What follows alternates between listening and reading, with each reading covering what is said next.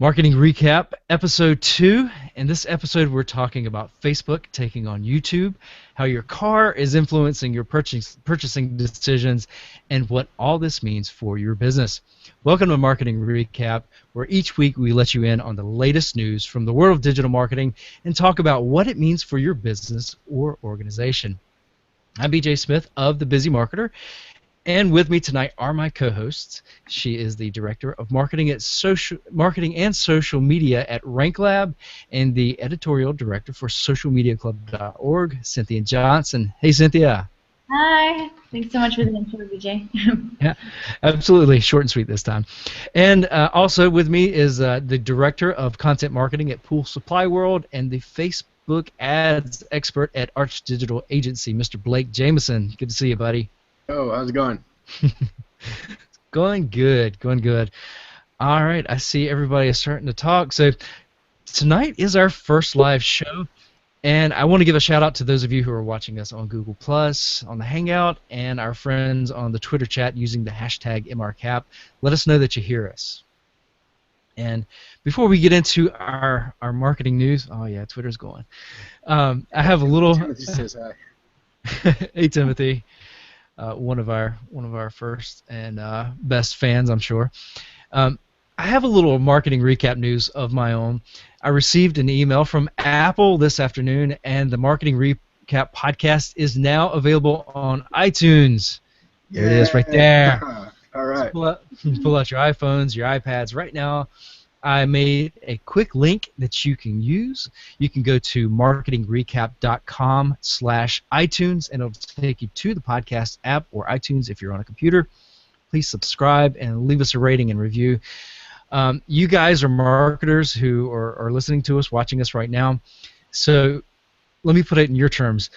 A review and a rating in iTunes, that's like SEO for podcasts, and it helps us to get discovered by other listeners. So it means the world to us. We have Stitcher and a few other places coming soon, so folks on Android or PCs without iTunes can join in very, very soon. All right, our first story of the week is about the Facebook-YouTube battle that has been brewing. Facebook is making serious runs at the main leader, YouTube. Blake is going to kick us off with that story. Let's go, Blake. Yes. So this story, or at least the TechCrunch article that I caught was, I think, just before Christmas. So it was a little bit more than a week ago. But since our first episode was kind of recapping just 2014, I figure this is super exciting for me as a Facebook marketer specifically. I've always wanted to get into video more, and luckily with this Hangout, we're getting some video content. But for the brands that I manage, I constantly produce videos, and we put them on YouTube, and it's great. It helps with SEO. We do get value out of it. But I personally just have always been drawn to Facebook. So essentially what the TechCrunch article talks about, and I'm sure we'll link that in the show notes, but Facebook is rolling out some changes where with the video content, specifically the big brand pages that have a lot of video content, are getting a special layout on their page which essentially looks a lot like a YouTube channel, and you can have a really big video kind of at the top that is like your featured video, and then different categories or playlists or whatever underneath it. And in my experience in the past, what I've done is I've created the videos and I've uploaded them to YouTube, and then I share the YouTube link on Facebook, and my thought process is I want to keep all my views in one place, so I want to get my Facebook traffic, on one of the main pages I manage called Pool Supply World. We have 100,000 fans. So I'm thinking, okay, 100,000 fans, if I can get some of those to come over to YouTube and subscribe, or just be a video view or a comment, or any kind of engagement, then that's going to be good for our brand. But in actual application, when I share a YouTube video on Facebook, it just doesn't get the organic reach that I'm looking for. And I have no problem paying for promoting a post to get more exposure. In fact, that's one of the main things that I talked about in the last episode. But what I've noticed is that if I'm paying to promote a YouTube video, even a couple things. Number one, it's got no chance of auto playing in the news feed, which as a marketer I want that if I can have it. The picture looks really small. The thumbnail is really small for a YouTube video, and then it's got the description. And then if you click play, it'll expand in the news feed or on the timeline, and it will play fine. But it's not kind of the ideal customer experience. And with the Facebook videos, organically, I guess, it's a lot more seamless. The videos, it makes a really big real estate. If it's coming from either a personal profile or a verified page, or Facebook kind of subjectively says, you know, some other organizations like sports teams or news outlets, they can autoplay videos. So it's just super exciting. So what I'm actually doing with that is I'm taking all of my YouTube content that I've created. I've probably created 20 to 25 videos for that Pool Supply World brand specifically, and I'm taking the MP4 or MOV file and I'm uploading them to Facebook organically. So I've got my videos in two places, but I just started doing this week, and already like the reach is phenomenal compared to any time I share a YouTube video. So when you upload a video, it's going to share to Facebook as if you're posting it right then, which makes sense. But that kind of is keeping me from uploading all 25 videos at one time to just kind of get my playlist. What I want to do is I'm going to drip those out every single day for the next probably 2 weeks. And then at the end of 2 weeks, I'm going to have a lot of cool video content on Facebook. And when that new layout rolls out to every single page, then we'll be able to capitalize on that, and take advantage. And another thing that I noticed just today, I'm going to pull up the stats just so I make sure and get it right. I saw another video that was in my news feed that was just a really cool video, and it had to do with the swimming pool industry, and it was already popular. So I went ahead and just shared it onto my page, and it was a video that had been naturally or organically uploaded to Facebook, like I'm talking about. And the reach right now, it was shared earlier today, is 21,766 people. This was not something that I boosted. This wasn't even my content. So to put it in perspective, we have 100,000 fans, and normally if I share something without boosting it, we might get 2,000 people reached organically. So to see a 10x lift on organic reach from a piece of content that wasn't even mine, I'm just curating somebody else's content, that's really like what a marketer could only dream about. Like you don't usually get 10x improvement. That's crazy. Period, you know? That's, yeah. That So, really is amazing. Yeah, and maybe in the show notes I can link these videos, because yesterday I shared another one, which was one I produced.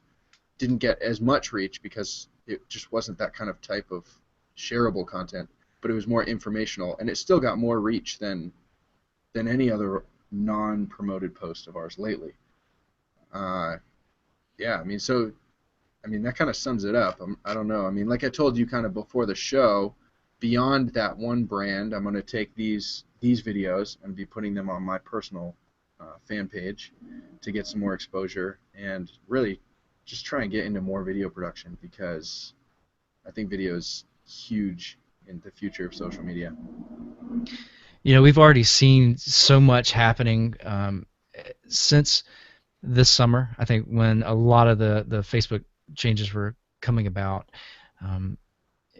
Facebook is actually, I mean, I think in the last quarter we started seeing where the views were higher for Facebook videos than YouTube. They're actually starting to take over.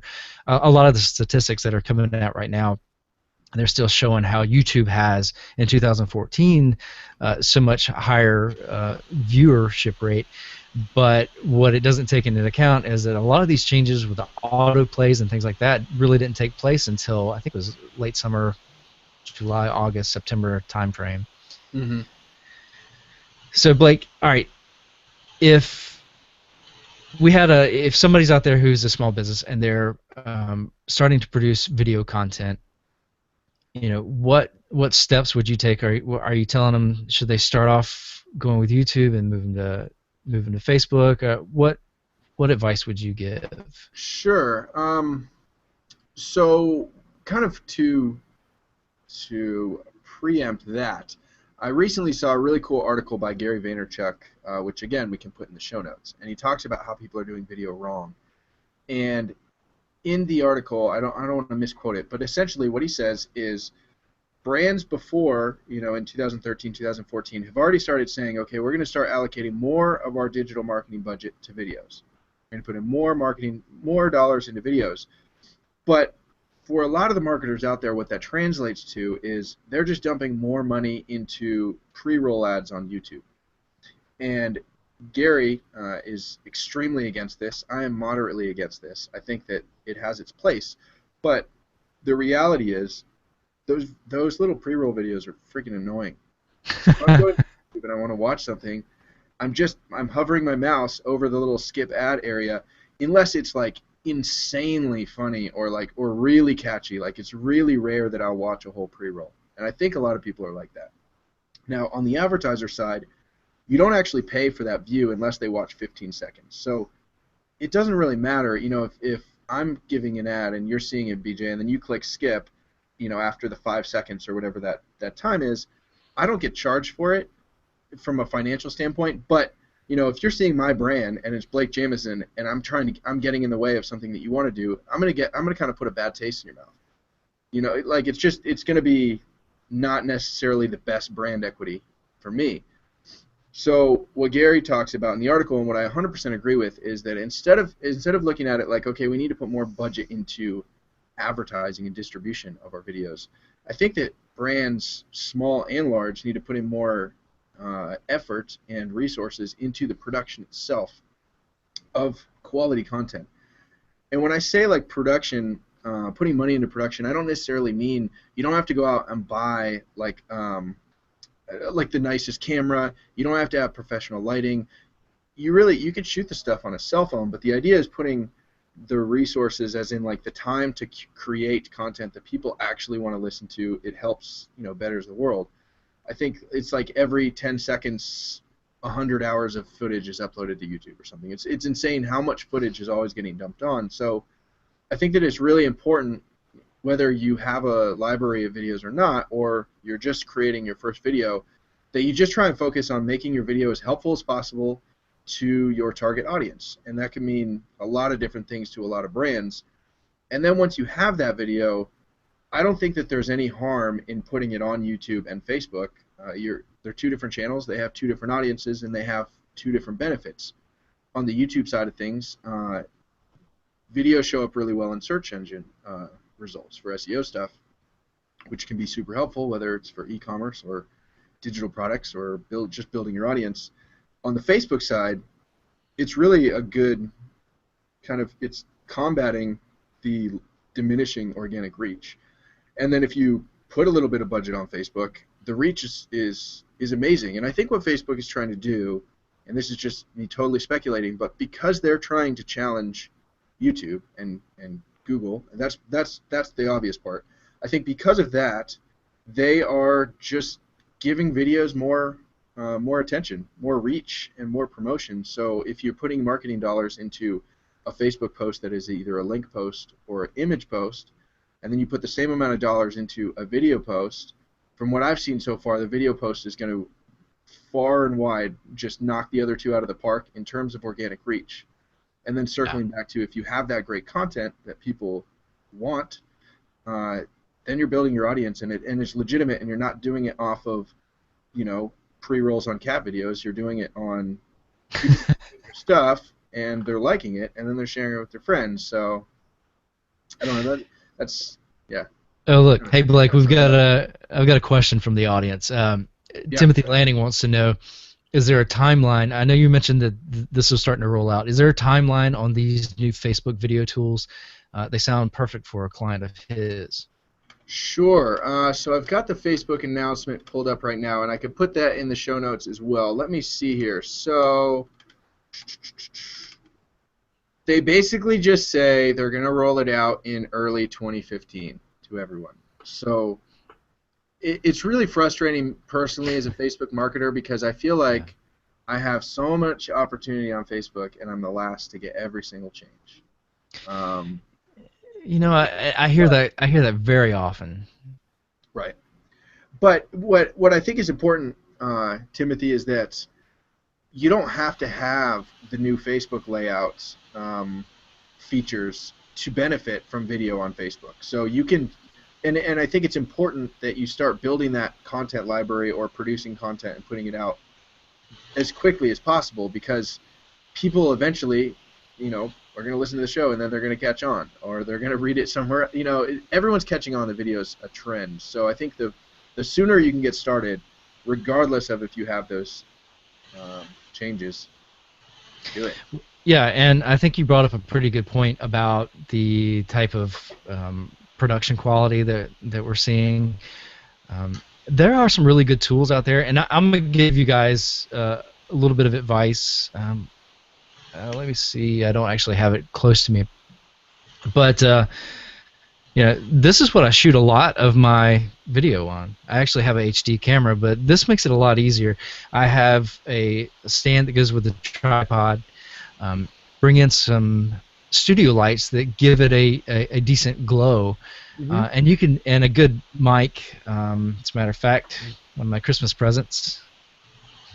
Nice new mic, and you guys can actually produce some fairly decent video quality that would really help with your business. Cynthia, do you have anything that you want to add, or any questions going on in the chat room? No, yeah, I'm trying to keep up with everyone in the Twitter chat. Yeah, I see you're going off. That's awesome. I would like to add that I also feel like I'm the last to get everything, so maybe you're not the last, like you're the second to last. No, but the video content is excellent, and we saw this, when Google bought YouTube, is when I think people really started paying attention to video, and Facebook's been trying to catch up ever since. The same way that Google Plus is trying to catch up with Facebook's natural ability to keep people engaged. And let's watch them battle it out, and hopefully we'll get an opportunity sooner than later to be participating in that battle. Very cool. Yeah. Mark Shaw says he's already using it. I think he's talking about the video stuff, which is awesome.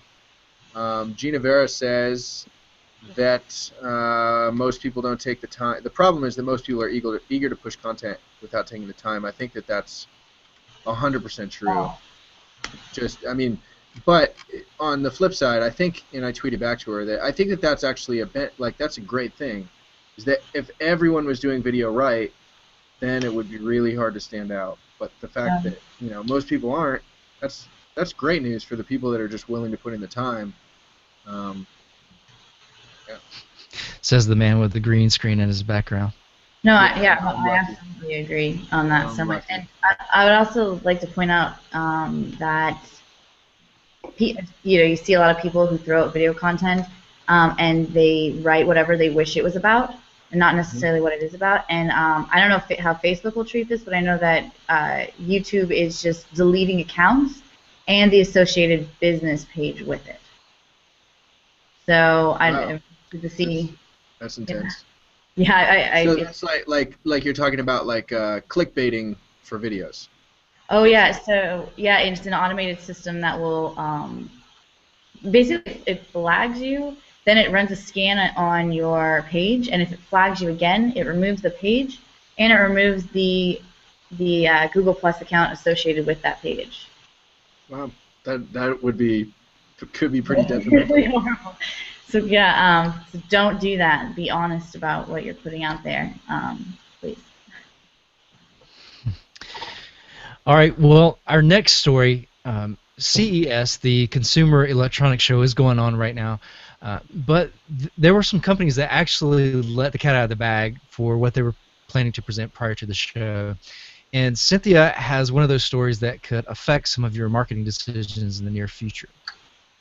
Yes, so I am going to be discussing OnStar announced, and get this, make sure I'm 100% correct on the term, and it's called At Your Service. So General Motors is doing an At Your Service connected car service. So for instance, if you are looking, and I'll just throw out the number I got from the press release, 35 million people, a day looking for directions somewhere.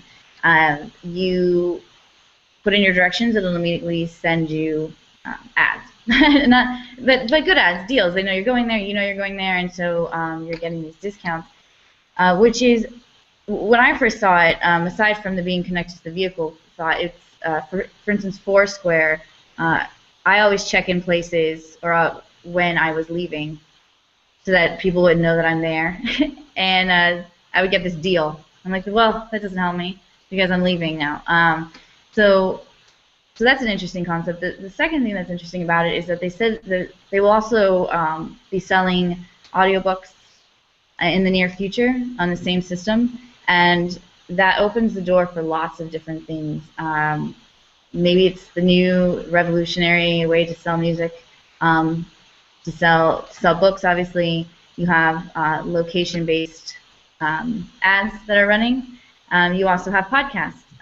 Hopefully we wouldn't charge you guys for that, but it's revolutionizing the way that we are connected by keeping us connected and knowing where we are even when we are in motion. An example of this is also with Spotify. They partnered with Uber. So I don't know how many of you have used Uber, and if you have ordered a car and gotten a little pop-up that says, please connect your Spotify so that you can continue listening in your ride, wherever it is you're going. I get that. And right. And the thing about Spotify, it's social. It's social media. I mean, you sign up with Facebook, you have shared playlists, you have audiobooks, self-help books. I mean, I would love to put up a social media book for you guys tomorrow. It's all this information that the more shares it gets, the more it appears in your playlist, and now it's playing everywhere. So again, Spotify partnered with Uber, Volvo, and Ford. And then you have General Motors coming out with, the new OnStar AtYourService app, which, it sounds revolutionary, but I think what they did is they added a check-in to the ideas and the partnerships strategically already happening. And as a marketer, you think, how do I get in on this, right? Just like the video, I don't have $400,000 to create this epic video web series for my company, and I don't have the money to spend with advertising in the early stages of this General Motors tool. But what you do know is that things like Spotify are partnering with companies that have a huge reach. Why not focus your attention on creating shared playlists in your community? Make your accounts more important. Give them direction. You have something to say, or you wrote a book, put it on audio, stick it on one of these sites, and go with the flow. But don't just quit because it sounds bigger than you. It's not. They just make it sound that way because it's CES Las Vegas. If it's not big, it's not worth it. Yeah. So really putting yourself out there and knowing that there are ways to get in early without taking out, a loan to cover a mortgage. So I don't know if anybody has any questions. Yeah. So the general consensus. I'm sorry, Blake. I was reading a question from Claire Wyatt. I'm not sure if it's about the car stuff. I think it is. He said, makes it easy, but thinking the check-in thing is dead except for Facebook a little bit. I think it's true. I don't know. I was actually just talking to somebody today about Swarm, which is like Foursquare's new app. I just haven't really gotten into it. But yeah, I mean, I kind of agree. I don't really use the check-in stuff. I will put tags on like my Instagram. I think Instagram's getting huge, and I have no idea if there's any opportunity for Instagram to get into that automobile business. That might be really interesting. That's probably the place I check in, but I'm really good about it. Where if I post a picture, I'm at the office or I'm at the beach, I'll put that location, and then it's on my map in my Instagram. So. Yeah, one of the things that really kind of strikes me about this this new deal, this new OnStar service, is when you want to go somewhere. In the past, you push the little OnStar button, and you actually talk to a live person who will say, hey, where do you want to go? And they, here's the directions. We're going to send you there. Or they'll plug in something. They'll plug in the address and then automatically push the turn-by-turn directions to you. And it sounds like this new system, they're actually having search capabilities in there. So there's actually room for local search, local SEO kind of stuff that that I mean, I think there are actually brands that are getting in there ahead early, that are getting the automatic nod from OnStar. And I think it's going to be something interesting for brands. I hate to think that it's going to be another place that they have to submit their information to. Why don't you just use Google? We do all that work to satisfy Google with our local results. Why doesn't OnStar just use that? Yeah. So I just had a thought too, Cynthia, about another way. I love your idea of creating Spotify playlists that your audience is going to resonate with, so they can take it with them, when they're in the car or whatever, or in their Uber. Yeah, well, and it keeps your brand connected. Right. Super connected. Right. And I was just thinking, because again, I'm a very big proponent of paid advertising when the opportunity is right. So maybe that means, looking at the brands that are integrating with this new smart car like Spotify, and maybe try and get on the wave of advertising your brand on Spotify. I'm not sure if you can do that geo-targeted, but if I have a business here in Phoenix and then I hit up Spotify and do a media buy and say I want to advertise on Spotify for the next 60 days in the Phoenix area, they're going to take my money. And if now that means that people are going to hear their stuff, when they're in the car, maybe I have a restaurant or a nightclub, and then they hear, an ad about that. Who knows? I don't know. I think there's a lot of interesting things that I think marketers will do with that. Yeah, and you know what else? I think, I don't know who said it, if you can remind me the name, that checking in is dead. Yeah, Claire. Claire. So yes, Claire, I think you're right. It's dead in the sense that people aren't checking in to check in anymore. They're doing it without even realizing that they're doing it. So Instagram, Twitter, Facebook, everywhere that you go, if you're asking driving directions and it's sending you ads for exactly where you want to go, it's like you just checked in. They didn't call it checking in; they called it directions. And we've been checking in longer before checking in existed, and we'll continue to do so as geo-targeted, location-based apps and tools are created. Yeah. I know Android users, sorry to interrupt, but Android users are getting tracked like all the time. Like there's a Google, like a website, and again, I'll find it, we'll put it in the show notes, but if you have an Android phone and you're signed into Google+, you can go to this special website and you can see where you've been in the last, any day. You can just see your path of where you went all day just because your phone is just always connected, and it's creepy. Like in the use case in some cases that I've seen, it's like, spouses spying on their significant other to be like, well, where did you really go to the store? And then, like it's some weird kind of big brothery stuff. But it's, like you said, it's not called checking in necessarily, but it's always checked in. Yeah. I mean, and I think I hear what people are saying about the SEO benefits too. Oh, that's great for SEO, but then I think, well, all these other sites have location-based posting. I think the difference that you hit on, BJ, is that you're just asking for directions. You don't even realize that you're boosting anyone's SEO at this point. Well, one of the things that they talked about is it's not necessarily okay. I expect directions if I say take me to the nearest Starbucks, right? But if I say I want to find a local coffee shop, then at that point, OnStar determines which coffee shop they send you to. It's not necessarily that, hey, if they've got a deal with Starbucks, they're going to send you to a Starbucks, but there might be one that's 2 miles closer to you that would do the job just as well. Right. I mean, yeah, and that's kind of like Spotify. Like when you're just playing a radio, why does the next song come on? What is it that you've listened to before, listened to after? Who are you friends with, and who are they partnered with? And that's could be the answer of why you're getting the information you're receiving. In fact, I've been in an Uber, so Google invested in Uber's mapping technology, correct? And so they also own Waze, but they have Google Maps. And the Uber drivers are supposed to use the mapping system, the direction system, powered by Google. Well, I've had Uber drivers with 2 phones, one with the mapping that they need to have, and one with Waze open, because the mapping that they're supposed to use takes the longer route, and all of these people were getting mad because their GPSs were giving them shorter distances. So as you said, where are these computers taking us? I don't know. I asked the question in the chat. Would you use?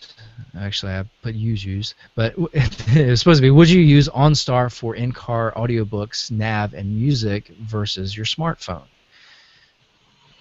You guys have any thoughts on that? I wouldn't. I would rather, if I had to have one hub, I'd rather it be my smartphone. I am because I'm dying. not always in the car. Yeah, I'm dying to get the Apple Car. What is it called? CarPlay installed in my GTI. I mean, I think that thing is awesome. It connects right there to my iPhone, and it's got my podcast on there. It's got Pandora on there. It's got my navigation, the maps that I want to use. I don't know. I like it. I like it based on the smartphone.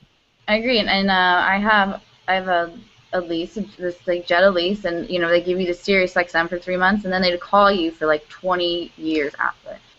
I'm like, I already gave the car back, and you still want me to pay you for Sirius XM. Yes, I don't necessarily think that the paid media, what OnStar's doing is reversing who's paying them, which is probably a very smart idea. Okay. All right. Do you guys have any other last comments before we start wrapping up? Yeah, I think so. I'm just scanning Twitter. I think. Hi, Claire. I know I recognize the name. Are you scouting for GM? Are you scouting for GM? No. Yeah. How deep do advertising algorithms run in services like Spotify, etc.? Do they factor in the actual function? So that's a good question. So Tim asks, and I'll say it louder. I was talking to myself. So Tim asks, how deep do the advertising algorithms run in services like Spotify? Do they factor in the actual function? So I think what he means is, do they know that you're in a car that's moving, I guess, for those ads? That's a really good question, and unfortunately I'm not a CES, so I can't ask them. I don't know. Cynthia? I know a little bit. I know, so if you connect it to the car, it knows that you're connected to a car. Cool. And then I know because Spotify was plugged into Facebook, they were actually one of the first people that kind of ruined that little Blake's listening to, Papa Roach for the 8th time, or whatever.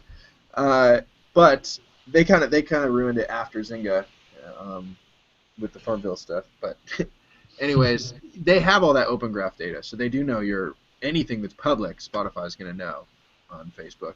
But yeah, if they know that you're moving in the car, it's pretty cool. Okay. All right. Well, I want to thank everyone for your time today. I want to thank all our friends over in the Twitter chat at hashtag MRcap. I want to thank folks for our questions within the Google Hangout, and thanks for everybody who is watching us live, and again to all you guys who are listening to us in the future on on iTunes. We will be available. This episode will actually be available on Monday on iTunes, and it will be live on YouTube with all our show notes. We're going to gather a little bit more information. There were some stories that we came across this week that we did not talk about tonight, but we will put links to those in the show notes, so you guys will actually have access to what we think are the biggest things going on this week. And that's going to wrap up this episode of Marketing Recap. Blake, why don't you let the folks know how they can get in touch with you? Yeah, so at Blake Jameson. Jameson is Jamieson, and it's that on Twitter, Instagram, Facebook, anything. And Cynthia, how about you? Yes, so on Twitter it's at Cynthia Live, and I've actually will have added anyone participating in the Twitter chat to a Twitter list. The Twitter list is called Marketing Recap. If you'd like to find people that you met during the chat, or just kind of keep up to date on what's going on with everyone in this community, you can subscribe to that Twitter list. You can also email me anytime at cynthia@socialmediaclub.org or cynthia@ranklab.com. Thanks, Cynthia. And as for me, you can find me on Twitter at bjsmithstrategy or thebusymarketer.com. And come check out my show, The Busy Marketer Podcast. I'll be kicking off a new season shortly. You can find me on most places that have podcasts, iTunes, Stitcher, SoundCloud, a few other places. Remember to join us next Thursday for the live show at 10 p.m. Eastern, 7 Pacific. You can find out more and get links and reminders at marketingrecap.com. I created a new little page that went up today that's marketingrecap.com/episode-preview, and usually before the show that will go up, it will have a link to the Hangout. It will have links to several of the articles, the stories that we're talking about this week. And if you can't make it to the live show, we're going to be there on iTunes, YouTube, and a few other places. So come check us out. And like I said, please leave us a review. That means the world to us. See you guys next week. Yeah. Oh, thank you.